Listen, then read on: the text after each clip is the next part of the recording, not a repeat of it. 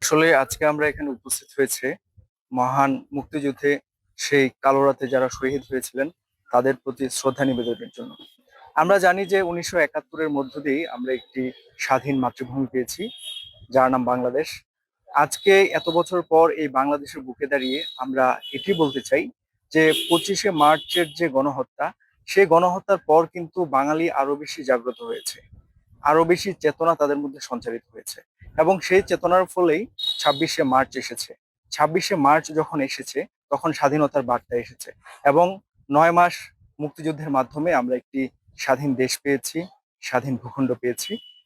তার ফলে আজকে আমরা এখানে দাঁড়িয়ে বাংলা ভাষা এবং বাংলাদেশে কথা বলতে পারছি। তো আজকে এসবি রক্তদান ফাউন্ডেশন শহীদদের প্রতি শ্রদ্ধা নিবেদনের জন্যই আমরা এখানে দাঁড়িয়েছি, সমবেত হয়েছি।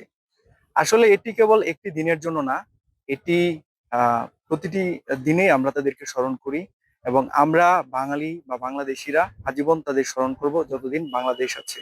আমরা মহান শহীদদের প্রতি অতল শ্রদ্ধা জানাচ্ছি আজকে এখানে দাঁড়িয়ে।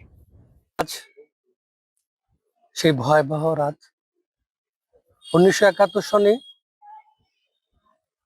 হঠাৎ করেই ঘুমন্ত মানুষের উপর যে বর্বর নির্যাতন চালিয়েছিল পাকিস্তানিরা। আসলে সেটা ছিল নির্লজ্জ এবং নৃশংস এক কাজ। মানুষের পক্ষে এই কাজ করা সম্ভব নয়।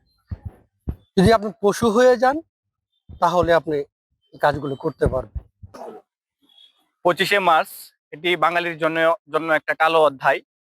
1971 সালের এই 25শে মার্চ রাতে পাকিস্তানি হানাদার বাহিনী আমাদের বাঙালিদের উপর নির্মমভাবে আমাদের বাঙালি নিরীহ মানুষদের উপর ঝাঁপিয়ে পড়ে এবং বাঙালিদের হত্যা করে। তারা চেয়েছিল আজকের এই এই বাঙালিদেরকে হত্যা করে তারা বাঙালিদের যে আহ, একটি মুক্তিযুদ্ধের যে চেতনা আছে সেটা মুছিয়ে দেবে, কিন্তু তা হয় নাই। বাঙালিদের মন আরো জাগ্রত হয়। আমাদের এই 25শে মার্চের আত্মত্যাগের মাধ্যমে এবং নিরীহ মানুষের উপর নির্মমভাবে হত্যার কারণে বাঙালিদের মনে একটি তীব্র তীব্র এই বাংলাদেশকে স্বাধীন করার একটা মনে তীব্র আকাঙ্ক্ষা জাগ্রত হয়, এবং তারই ধারাবাহিকতায় আমরা এই স্বাধীন